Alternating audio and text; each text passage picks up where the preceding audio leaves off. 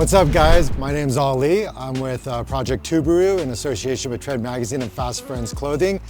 Behind me is the Subaru that we've dropped off over here at Shock Surplus. And to my left is knower of all things suspension, Mr. Sean Bowman.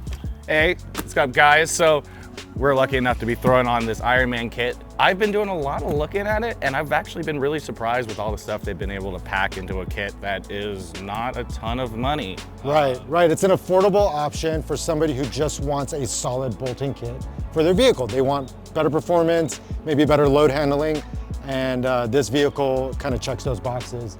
But being more family-centric, this was kind of the option that I was looking at, and it seems like you guys have that experience with this too. Yeah. So it's definitely not gonna be your setup for like flying it, but for more regular trail use, for carrying. Well, I mean, I jump everything. But it will be a more, livable system on the trail probably than stock, I think these are probably somewhat travel limited, so having a little bit more suspension travel, particularly bump travel, is gonna help. And then the up and spring rate is gonna make that winch you have in the front and any weight you throw in the back a lot easier to handle on the vehicle. So let's just jump in. Yeah, dude, I cannot wait to see this in. Yeah, so there's not really a big difference in spring rate between the medium and the heavy duty spec C kit. I wanna say the fronts were 175 pounds per inch, which is like 3.9 kg per millimeter, and the rears were 245 pounds per inch, which is like 4.15, 4.25 kg per millimeter if you're inclined to look at it that way. So it's not a huge jump in rate, and I don't think it will beat you up too bad when you're unloaded. They are for 400 to 600 pounds in the back, but I think with such a small jump in rate, it might just sit a little higher and won't hurt you. Got it. Well, cool, man. I cannot wait to see these things installed. Appreciate it. You!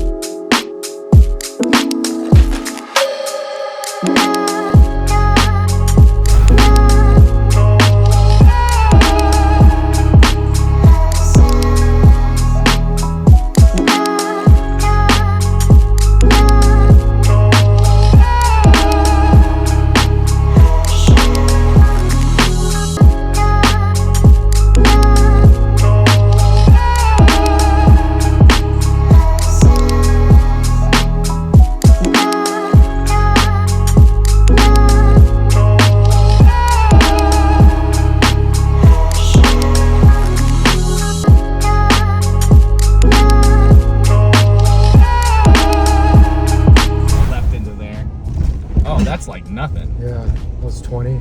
Yeah, it's 20. That'll take it at like 50. We use those two speed bumps as like the recovery test, you know what I mean? So you hit the first one, and will it recover before the next one? Which it does. That was nice. Yeah.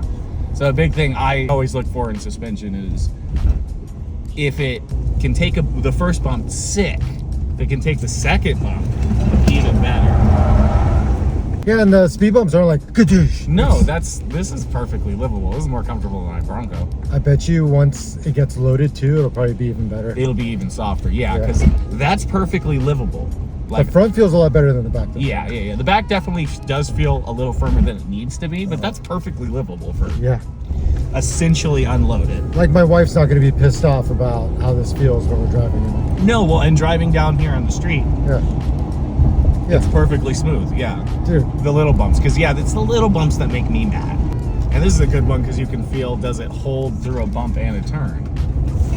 Which it does. We didn't have the same luck of ability to recover with their foam cells on brand new Xterra, but these are doing much better. These are nitrogen, gas nitrogen. Yeah, these are nitrogen, and they're very good, it seems like.